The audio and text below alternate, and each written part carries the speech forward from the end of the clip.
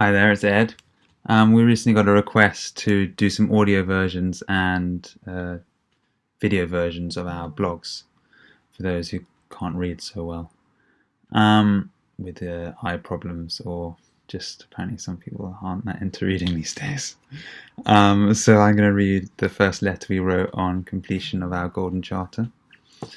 Dear Gardeners, recently the Seed team completed writing the Seed Charter Volume 1, A Golden Dream, albeit one we hope to evolve far beyond our individual imaginations. This has accelerated the coalescence of like-minded individuals and organizations resonating around the potential of uniting in our diversity. We wish to continue this as we now open it up to you. Our aim is to bring together a team of advisors and partners for the germination phase of the project, now that the seed has well and truly been sown. We now invite you to read this Golden Charter, but first, a foreword from one of our founders, Ed. Recently, an analogy of our current situation on Earth, as well as the necessity to reconnect all life to its origins, accelerated its integration into my heart's field. This particular analogy I found as I began a new book on a recent journey to Peru. I shall conclude with this, but first a quick rewind. As Picasso once remarked, art is theft. Originality doesn't exist at source, and I'm humbled by all the assistance we've had to ground this dream on our beautifully, infinitely compassionate Mother Planet. At the start of 2015, I had quickly fallen down the Bitcoin rabbit hole and began to explore the numerous tunnels this exciting and inspiring technology heralded. Coming up for air at some point later in the year, it dawned on me that this evolving medium was also the solution to creating another medium on which we could paint a new dream, a shared dream of abundance, love, and crucially, freedom. A utopian hippie, perhaps, yet one that would not be shaken off, puncturing the false matrix of scarcity, a silly spell that seemed to have descended upon our fair Earth's children. Bitcoin hadn't opened Pandora's box, and it wasn't a bubble. It was simply a pin, ushering in a new level of freedom not seen since the inception of the web. The bubble it popped allowed light to shine on the carefully confused global network of central banking and its repeated inability to broaden the tools available for individuals to choose where they realize value. However, I write not to bash bankers or politicians. This presents no solution.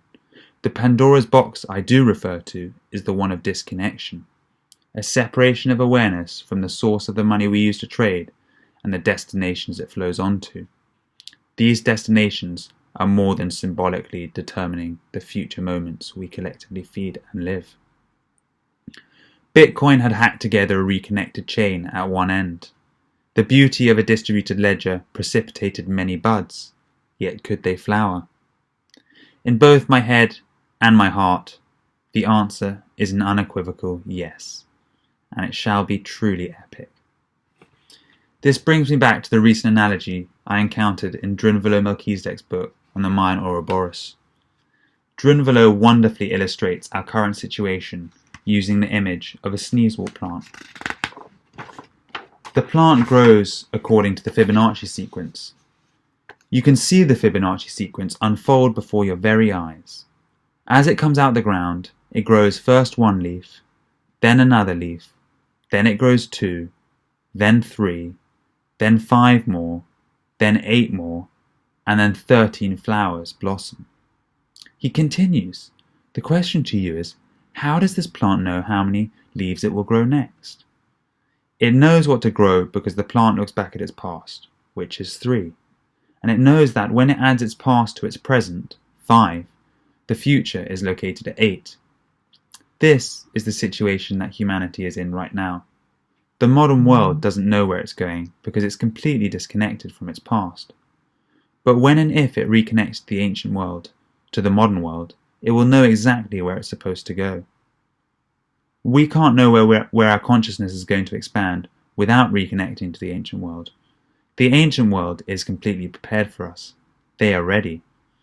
They know they need us. We just don't know we need them. This is the problem, but it is one I believe you will solve.